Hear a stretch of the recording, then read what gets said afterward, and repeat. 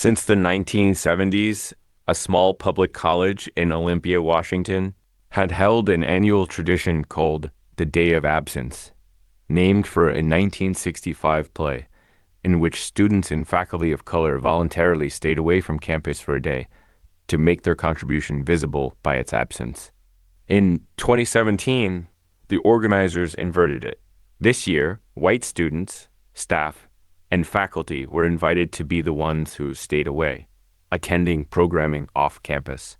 A biology professor named Brett Weinstein, 15 years at the college, politically left by his own description and supportive of the earlier voluntary form of the event, wrote an email to the faculty list. A public flashpoint was one email. Its core was a single distinction. There's a difference, he wrote, between a group choosing to absent itself from a shared space and a group being asked to leave it.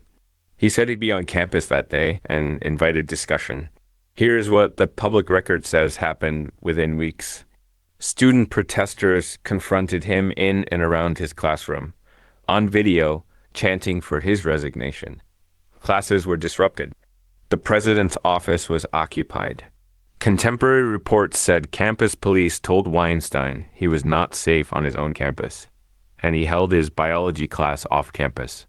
In June, an anonymous caller told the police line he was on his way to the campus with a .44 Magnum, and the college closed for days.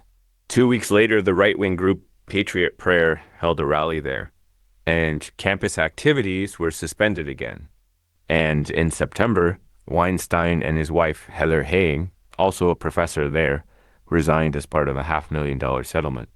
The college admitted no wrongdoing and rejected the claim's allegations.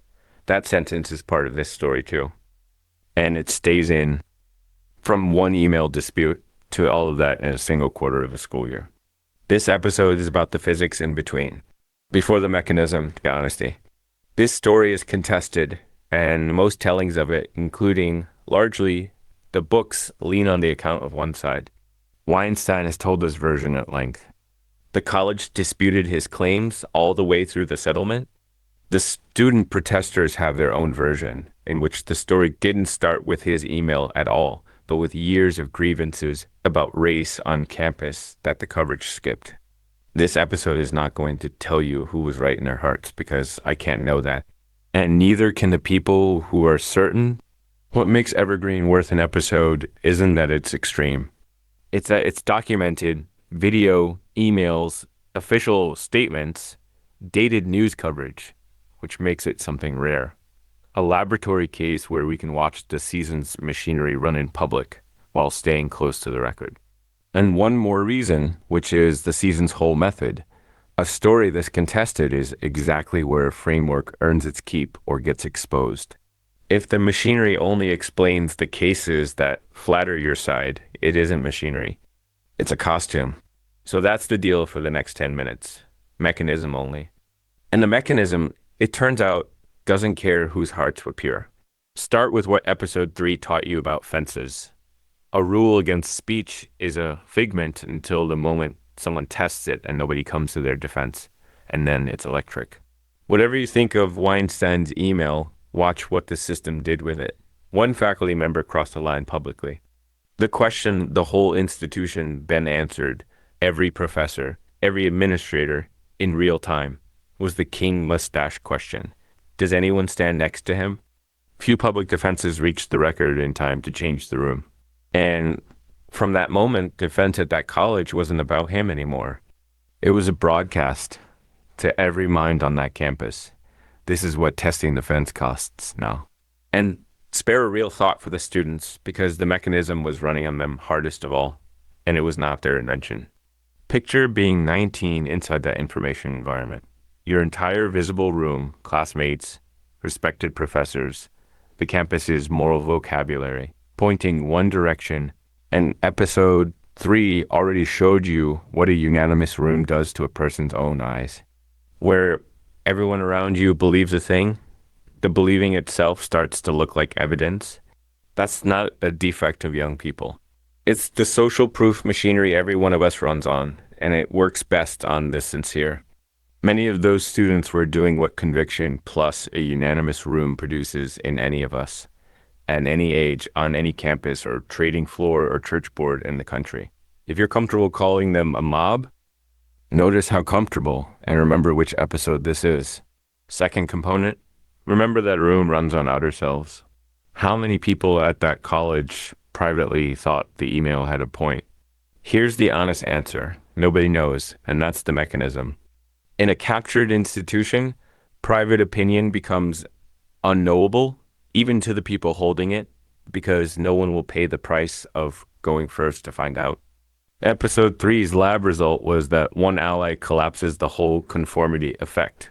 The Evergreen record shows the experiment running in reverse. No public ally appeared with enough force to change the room in time, and so every private doubter stayed a minority of one. And the third component is the theorem this episode is named for. The capture of an institution is never a contest between a majority. It's a contest between certainty and comfort, between a small group for whom the cause is sacred, who will show up, escalate, and absorb costs indefinitely, and a large group with mild preferences, each member of which runs a private calculation. Is this fight worth my job, my reputation, my afternoon? Run that math one person at a time, and it comes out the same way every time. The certain minority doesn't need to outnumber anyone. It needs to outcost them. Institutions don't fall to majorities. They fall to whoever is willing to be loudest, longest, while everyone else calculates. Now lift the theorem out of Olympia because nothing in it mentions a college. Urban's frame is immunology. Healthy institutions carry a high-rung immune system, the norms that answer speech with speech, protect honest error, and keep people and ideas separable. Tenure is an antibody. Peer review is an antibody. So is the older, unwritten one, the colleague who says out loud, hang on, that's not fair to him. Capture doesn't begin when the zealous show up. The zealous are always somewhere in the bloodstream, in every direction. Capture begins the first time the immune system declines to fire, because each individual antibody did its own private cost benefit and concluded that this particular infection was somebody else's job. So, run the general form. Any institution whose members privately disagree but publicly comply is already captured. The only question is by whom, and the answer changes with the cost structure.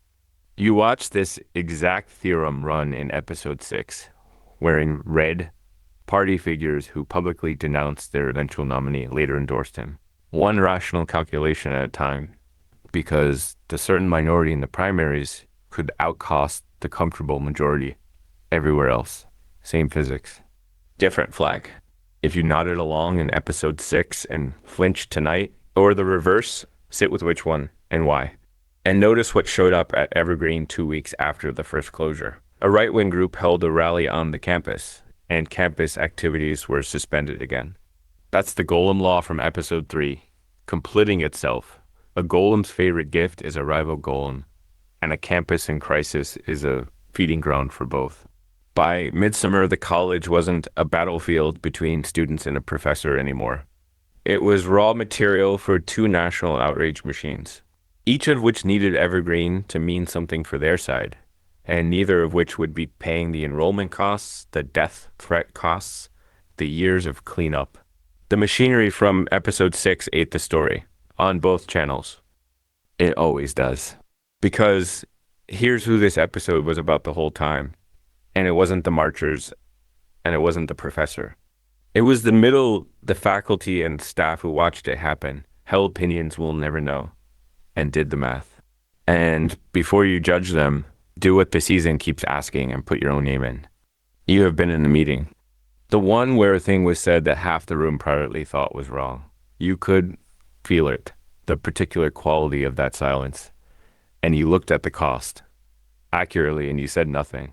So there's a meeting I still think about years later where I had the objection loaded and the calculation came back not worth it. And the person the silence landed on was not me. My math was correct. That's what's wrong with it.